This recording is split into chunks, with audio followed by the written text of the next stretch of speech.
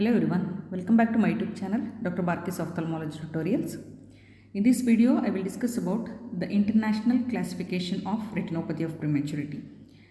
The classification for the retinopathy of prematurity began in almost 1984 and there were so many modifications in that classification, and presently we have international classification of ROP 3. Okay, in this video I will be discussing what are all the things which are added to the most recent classification, that is the international classification of ROP.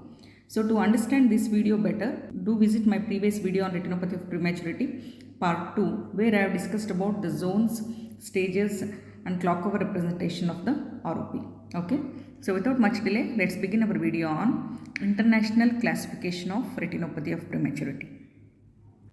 So this first classification of ROP was given in 1984, which was developed by 23 ophthalmologists from 11 countries.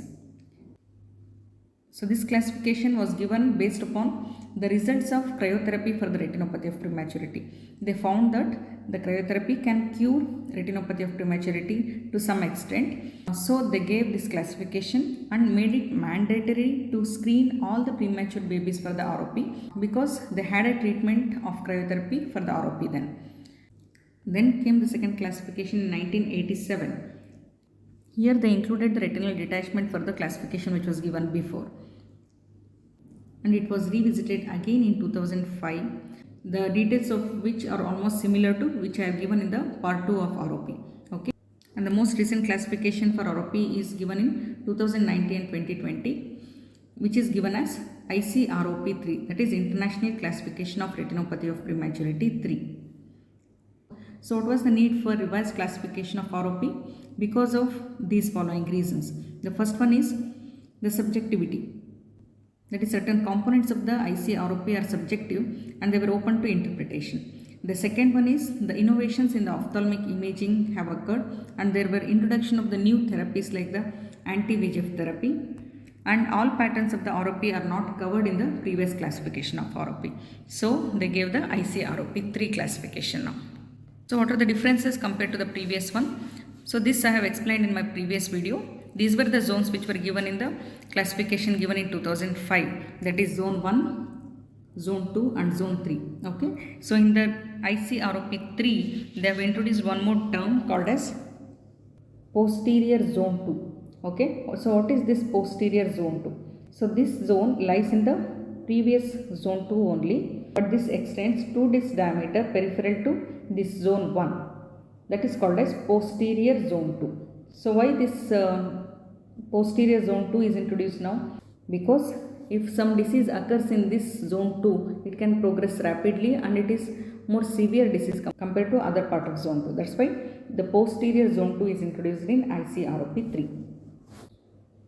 The second thing what they have changed in ICROP 3 is they have introduced the word notch.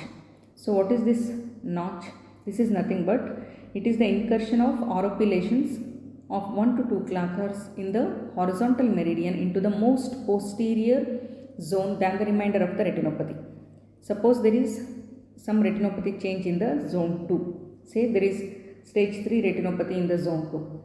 But if 1 to 2 clackers of extension of this disease is there in the zone 1 also, then it is given the term notch. Okay. So how do you represent it?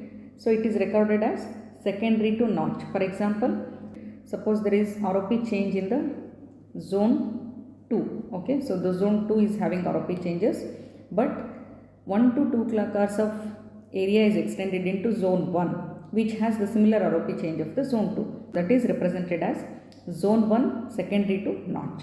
Okay. Then the third change is with respect to the plus disease. So previously the plus disease was including both dilation and tortuosity of the posterior retinal vessels. If there is vascular enlargement of the iris, pupillary dilatation is poor, and if there is vitreous haze. All these were criteria for plus disease in the previous classification. But in the present classification, it is just dilation and the tortuosity of the posterior retinal vessel, that is called as plus disease. Okay. Criteria are not included in the present classification of plus disease. Then we have pre-plus disease. This is same as the previous classification. There is abnormal retinal vascular dilation and the toxicity is there, but it is insufficient to call it as plus disease. So it is milder than the plus disease. So that is called as pre-plus disease. So these words of pre-plus and the plus are continued in the ICROP3 with some changes in the plus disease. Understood? They have used one more term in the ICROP3, that is called as incomplete vascularization.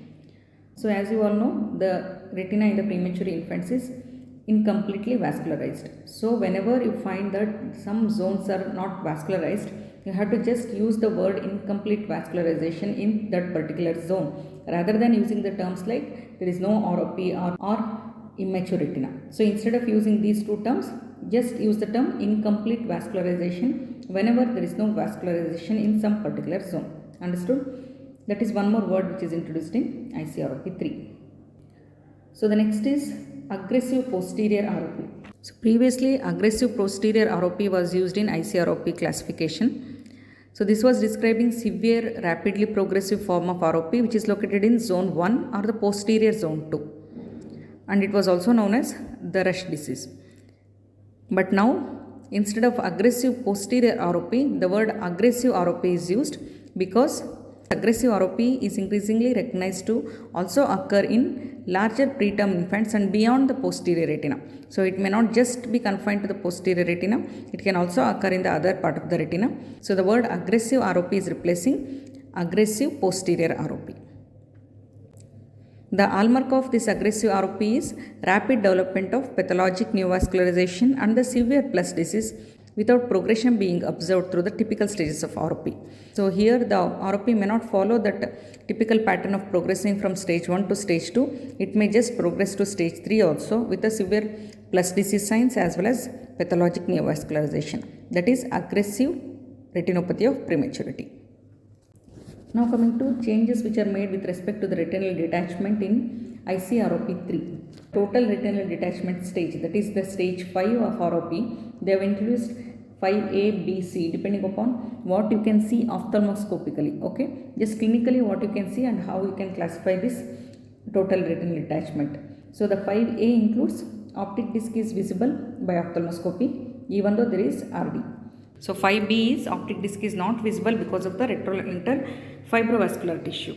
Whereas 5C is the features of 5B are present along with the anterior segment changes like anterior lens displacement or the anterior chamber being shallow or capsuloendothelial adhesions and the corneal opacity.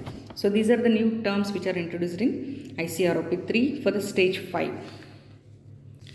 So again in the ICROP3 they have concentrated on the later phases of the ROP, that is how the ROP behaves after the treatment or how it takes its natural course. So they have introduced two more words, that is regression and the reactivation. So what is regression of the disease? Decreased plus sign, better pupillary dilatation, involution of the tunica vasculosa lentis and greater media clarity as well as resolution of the intraretinal hemorrhages. So these come under regression. And these regression signs occur more rapidly after the use of anti-VEGF therapy compared to your laser photocoagulation or during the spontaneous regression. Okay, and the regression of the ROP is characterized by thinning and whitening of the neovascular tissue. So after spontaneous or the treatment induced regression, vascularization into the peripheral avascular retina can be complete or incomplete. So the incomplete vascularization is called as persistent avascular retina. So these are the new words which are used with respect to regression of the ROP. And these persistent avascular retina should be described according to its location and the extent when you note down the ROP. The next word which is used is reactivation. So what is reactivation? It is nothing but recurrence of the disease. This reactivation is more commonly seen after anti-VEGF treatment compared to the spontaneous regression, and it is less common after laser photocoagulation. And this reactivation can occur even after complete regression of the original ROP lesion. So what are the signs of reactivation? These varies from the stage 1, that is the appearance of the new demarcation line, to even the stage 3 with a plus disease. The reactivation may appear with any stage. and this reactivation may not progress through the normal sequence of the stages which was happening in the ROP. So it can directly or suddenly progress into stage 3, or it can suddenly progress to the plus disease. And the extra retinal vessels which form in reactivation are more delicate compared to your acute phase ROP. So these are the changes which occurs in reactivation. So document this reactivation, specify the presence and the location of this reactivation. So hope this summary about the ICROP3, that is International Classification of Retinopathy of Prematurity 3, is helpful to all of you. If you like my videos, please do subscribe to my channel. Press the bell icon for further notifications. Please do like and share my videos. Thank you so much.